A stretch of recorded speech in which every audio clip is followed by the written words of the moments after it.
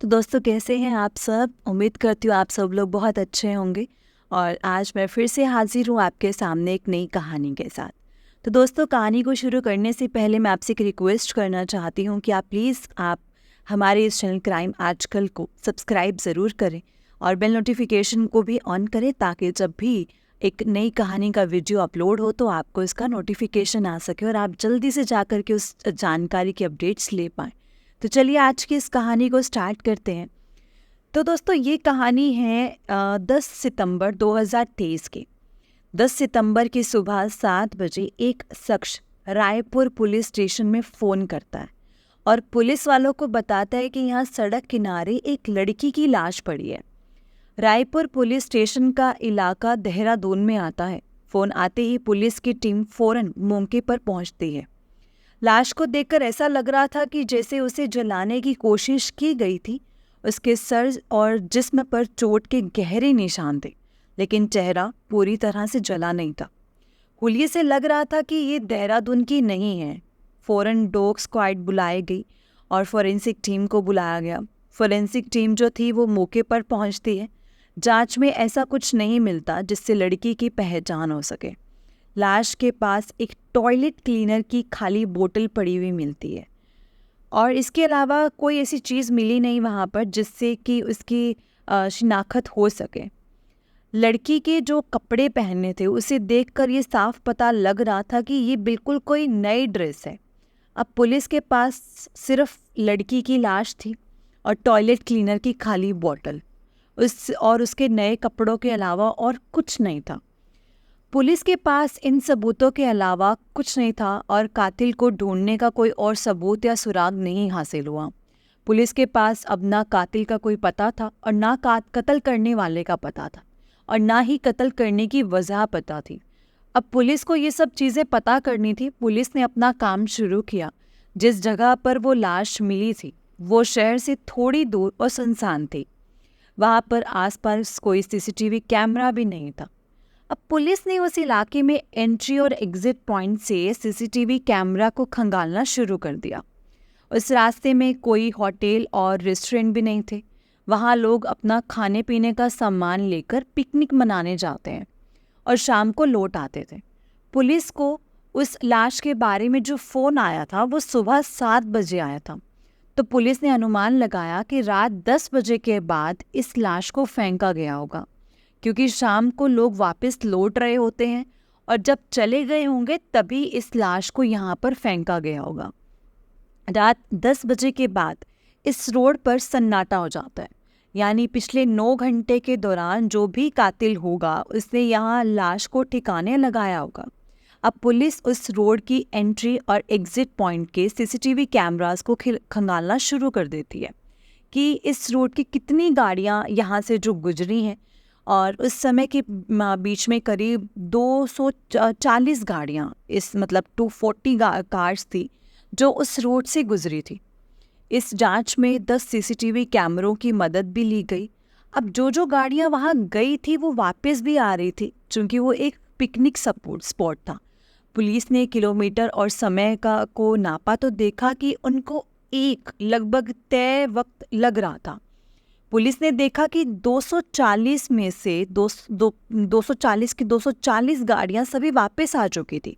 धीरे धीरे उन 240 गाड़ियों को पुलिस ने शॉर्ट लिस्ट करना शुरू कर दिया। उन 240 गाड़ियों में से अब 18 गाड़ियां शॉर्ट लिस्ट हुई थी।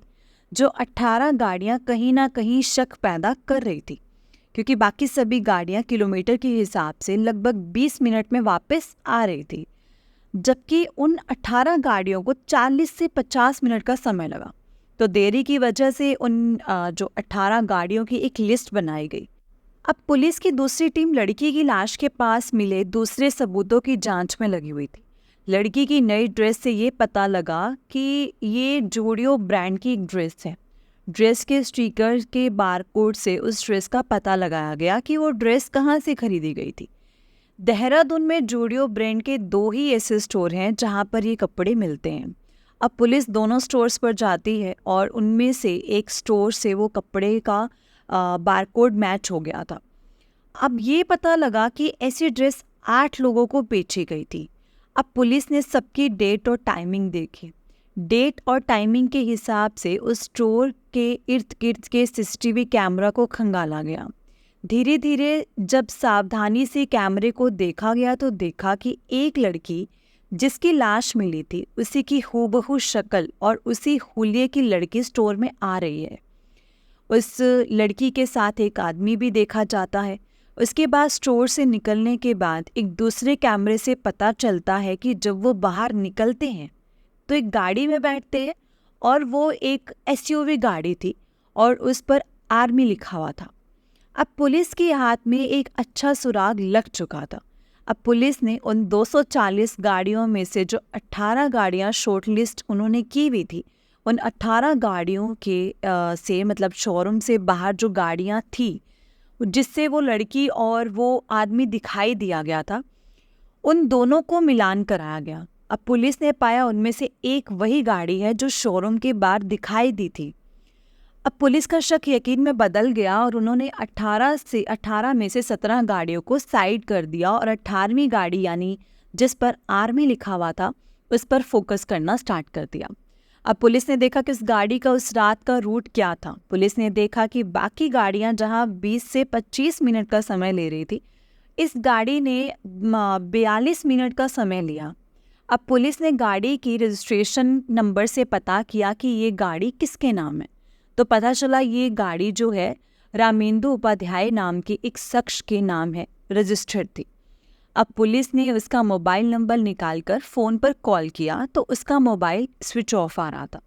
अब पुलिस ने पता किया कि ये रामेंदु उपाध्याय कौन है, तो ये मालूम हुआ कि रामेंदु उपाध्याय देहरादून में पोस्टेड हैं और ये लेफ्टिनेंट कर्नल हैं। चूँकि मामला आर्मी का था, अब जो आर्मी के लेफ्टिनेंट कर्नल जैसे रैंक के अफसर को सिर्फ इसीलिए गिरफ्तार नहीं किया जा सकता कि वो एक लड़की के साथ शोरूम में कपड़े खरीदने गया था। इसीलिए पुलिस के सीनियर अफसरों ने कहा कि इतने सबूत काफ़ी नहीं है। अब पुलिस की टीम ने इसको दूसरे मोबाइल नंबर का पता लगवाया और उस नंबर की CDR यानी कॉल रिकॉर्ड निकाले। पुलिस वालों ने रामेंदु की लोकेशन निकाली तो पता चला जिस दिन ये लड़की के साथ शॉपिंग कर रहा था उसका लोकेशन शोरूम के बाहर का ही था।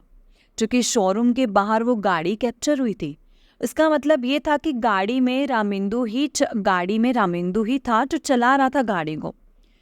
9 सितंबर के दिन लोकेशन को चेक किया गया तो पता चला कि जिस इलाके में लड़की की लाश मिली है रामेंदु भी उसी रायपुर के इलाके में मौजूद था। चूँकि ये एक साइंटिफिक एविडेंस था, अब पुलिस के पास पर्याप्त सबूत थे, उसी की वहीं पर मौजूदगी थी जहां पर वो लाश मिली थी। तब गाड़ी का CCTV कैमरे में जो कैप्चर होना, गाड़ी का 42 मिनट लेट आना, जहां पर वारदात हुई वहां पर जाना और रामेंदु की मौके वारदात पर मोबाइल लोकेशन भी दिखना। अब पुलिस रामेंदु उपाध्याय के घर पहुंचती है और वहां जाकर उस SUV गाड़ी की तलाशी ली जाती है तो उसमें खून के कुछ छींटे भी मौजूद थे। अब पुलिस को पूरी तरह से शक नहीं था, अब उनका शक यकीन में बदल चुका था, पूरी तरह से उनको यकीन हो चुका था। इसके बाद लेफ्टिनेंट कर्नल यानी रामेंदु उपाध्याय को एक मर्डर केस में IPC सेक्शन 302 के तहत गिरफ्तार कर लिया गया। फौरन आर्मी को खबर दी जाती है। आर्मी वालों को देहरादून के SSP ने लेफ्टिनेंट कर्नल को गिरफ्तार करने की पूरी वजह बताई तो उन्हें पूरी इन्फॉर्मेशन दी जाती है। अब रामेंदु से पूछताछ की गई तो उन्होंने पूरी कहानी ये सामने आई कि जनवरी 2020 में रामेंदु उपाध्याय सिलीगुड़ी में पोस्टेड था। रामेंदु उपाध्याय शादीशुदा है और उसका 2 साल का एक बच्चा भी है। तो सिलीगुड़ी में एक रात ये किसी डांस बार में गया। वहाँ इन्होंने एक बार श्रेया शर्मा नाम की लड़की को देखा। श्रेया का असली नाम सुमित्रा था। उस वक्त उसकी उम्र 25 साल की थी और ये नेपाल की रहने वाली थी। वो नौकरी की तलाश में भारत आई थी और उसी दौरान उसे सिलीगुड़ी में एक डांस बार में जॉब मिल गई थी और वहाँ पर वो डांसर थी। लेफ्टिनेंट कर्नल यानी रामेंदु उस बार में गया तो वहाँ उन्हें श्रेया दिखाई दी। उन्हें श्रेया काफ़ी पसंद आई और फिर उनमें बातचीत का सिलसिला शुरू हुआ। उसके बाद दोनों में दोस्ती हो गई और दोस्ती प्यार में बदल गई। फिर वो एक दूसरे से मिलने लगे। रामेंदु सिलीगुड़ी में अकेला रहता था। उस वक्त उनका परिवार जो था वो यूपी में था। उस वक्त रामेंदु श्रेया के साथ लिविंग में रहने लगा था।